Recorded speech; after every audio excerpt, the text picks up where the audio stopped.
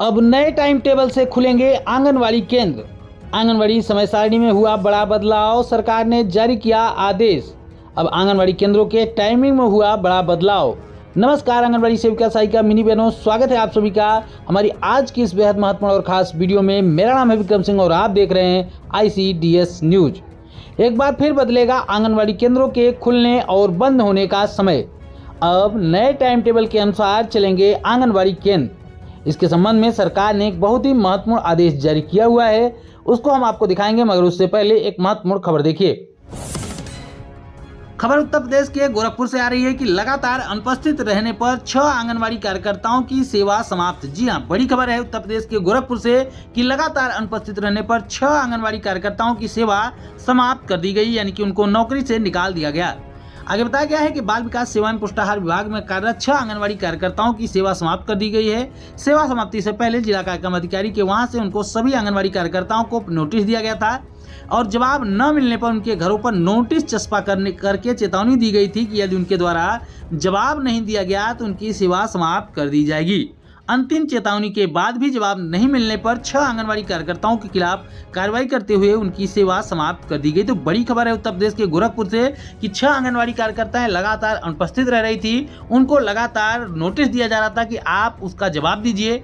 जवाब न मिलने पर उनके घरों पर नोटिस चस्पा किया गया। उसके बाद लिखा गया कि अगर आपने जवाब नहीं दिया तो आपकी सेवा समाप्त कर दी जाएगी, यानी कि विभाग की तरफ से हर एक मौका दिया गया था उनको जवाब देने के लिए, लेकिन कार्यकर्ताओं की तरफ से जवाब न मिलने पर उनके खिलाफ कार्रवाई की गई और 6 के 6 आंगनवाड़ी कार्यकर्ताओं की सेवा समाप्त कर दी गई। अब आइए आज की प्रमुख खबर आपको दिखाते हैं। आंगनवाड़ी केंद्रों के टाइम टेबल के बदलने के संबंध में एक महत्वपूर्ण आदेश आपको दिखाने जा रहे हैं। यहाँ पर देख सकते हैं, इसका विषय देखिए कि मौसम की प्रतिकूलता की स्थिति में आंगनवाड़ी केंद्रों के संचालन हेतु समय सारणी के संबंध में, यानी कि जो टाइम टेबल होता है आंगनवाड़ी केंद्रों का मौसम के हिसाब से बदलता रहता है, उसी हिसाब से यहाँ पर बदलने को लेकर एक आदेश है जो आप देख सकते हैं। लिखा गया उपयुक्त विषय के संबंध में सूचित करना है कि मौसम की प्रतिकूलता की स्थिति में आंगनवाड़ी केंद्रों के संचालन हेतु समय सारणी निम्नवत निर्धारित की जाती है। यहाँ पर देखिए, ग्रीष्मकालीन केंद्र संचालन का जो समय होगा वो 1 अप्रैल से लेकर 30 सितंबर तक होगा। सुबह 7:30 बजे आंगनवाड़ी केंद्र खोले जाएंगे और 11:30 बजे बंद कर दिए जाएंगे। इसके अलावा शीतकालीन समय जो कि वर्तमान में चल रहा है, तो शीतकालीन जो समय है 1 अक्टूबर से लेकर 31 मार्च तक है, यानी कि इस महीने की आखिरी तारीख तक 31 मार्च तक आंगनवाड़ी केंद्र 9:30 बजे खुल रहे हैं और 1:30 बजे तक चल रहे हैं, यानी कि आंगनवाड़ी केंद्रों को 9:30 बजे से खोलकर 1:30 बजे बंद किया जाता है।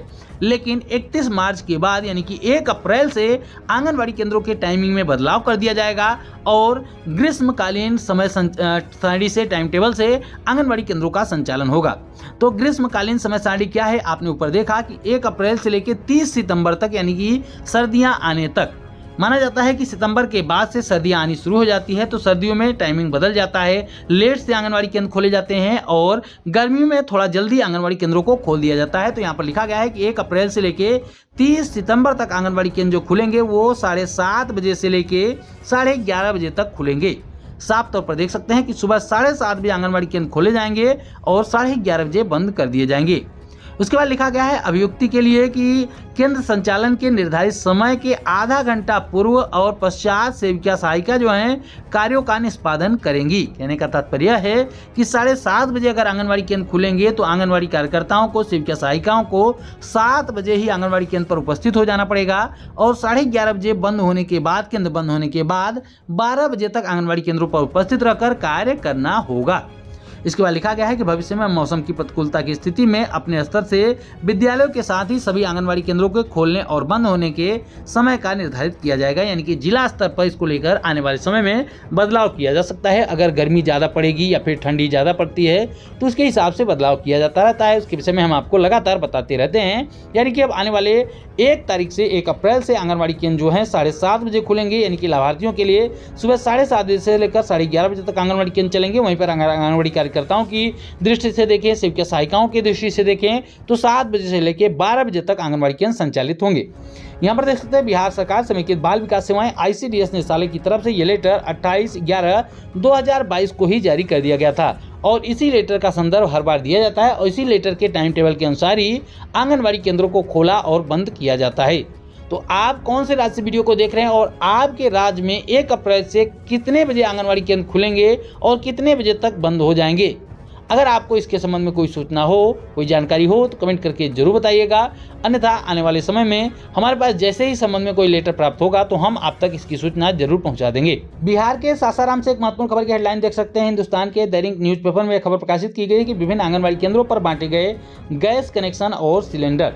जी हाँ, विभिन्न आंगनबाड़ी केंद्रों पर गैस कनेक्शन और सिलेंडर दिए जा रहे हैं। लगातार खबरें आती रहती हैं, लेकिन समस्या की बात कहाँ है कि 6 महीने पहले इसको लेकर आदेश दिया गया था कि आंगनबाड़ी केंद्रों को गैस धुआं मुक्त कर देंगे, यानी कि धुआं से रहित कर देंगे। लेकिन समस्या की बात यह है कि आंगनबाड़ी केंद्रों को गैस का कनेक्शन भी मिल गया, उनको खाली सिलेंडर भी मिल गए, लेकिन सिलेंडर भरवाने के लिए न तो पैसे मिल पाए हैं और न ही कोई और सुविधाएं दी गई, जिसकी वजह से अभी भी उस आदेश का पालन नहीं हो पाया है और आज भी बिहार में आंगनबाड़ी केंद्र धुएं से मुक्त नहीं हो पाए हैं। दैनिक भास्कर न्यूज़पेपर में प्रकाशित एक महत्वपूर्ण खबर देख सकते हैं कि एसडीएम ने आंगनबाड़ी कार्यकर्ताओं की ली बैठक, लोकसभा चुनाव में मतदान प्रतिशत बढ़ाने के दिए निर्देश। तो ये बड़ी खबर है कि एसडीएम ने आंगनबाड़ी कार्यकर्ताओं की बैठक ली है।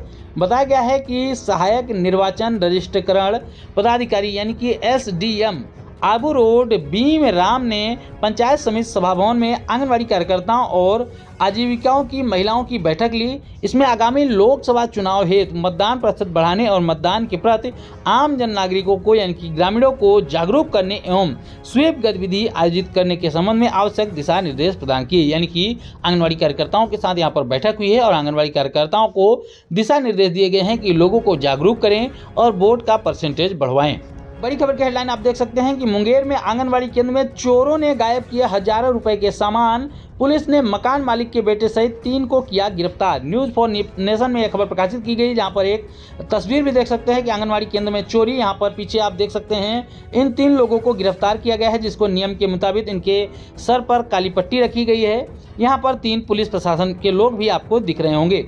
बताया गया है कि बुधवार की देर रात चोरों ने चोरी की घटना को अंजाम दिया, जिसको लेकर आंगनबाड़ी सेविका नूतन कुमार ने कासिम बाजार थाना में अज्ञात चोरों के खिलाफ प्राथमिकी यानी कि एफआईआर दर्ज कराई। घटना के उद्भेदन को लेकर एसडीपीओ सदर राजेश कुमार के नेतृत्व में एक टीम का गठन किया गया। अनुसंधान के क्रम में जिस मकान में आंगनबाड़ी केंद्र का संचालन हो रहा था, यानी कि जिस मकान में आंगनबाड़ी केंद्र चल रहा था, उसके मकान मालिक के पुत्र यानी कि उनके बेटे बादल कुमार को साथ में 3 लोगों को यानी कि 2 और लोगों को गुरुवार को सुबह गिरफ्तार कर लिया गया है।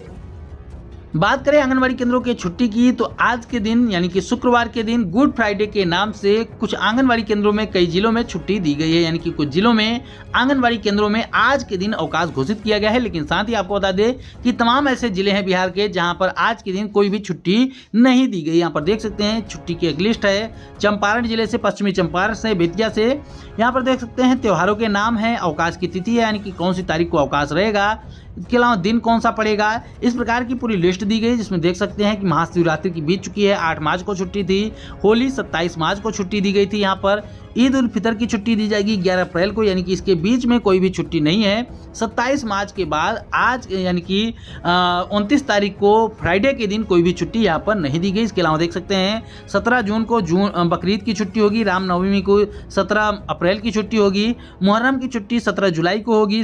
इसी प्रकार से श्री कृष्ण जन्माष्टमी की छुट्टी 26 अगस्त को, तीज की छुट्टी 6 सितंबर को, इसके अलावा जिउतिया की छुट्टी होगी 25 सितंबर को, दुर्गा पूजा की छुट्टी होगी 11 और 12 अक्टूबर को, छठ पूजा की छुट्टी होगी 7 और 8 नवंबर को। लेकिन यहाँ पर साथ ही आपको बता दें कि यहाँ पर दिवाली जैसे बड़े त्यौहार की भी छुट्टी यहाँ पर इस लिस्ट में नहीं दी गई। जी हाँ, आप देख सकते हैं इसमें दिवाली की भी छुट्टी का जिक्र नहीं किया गया है।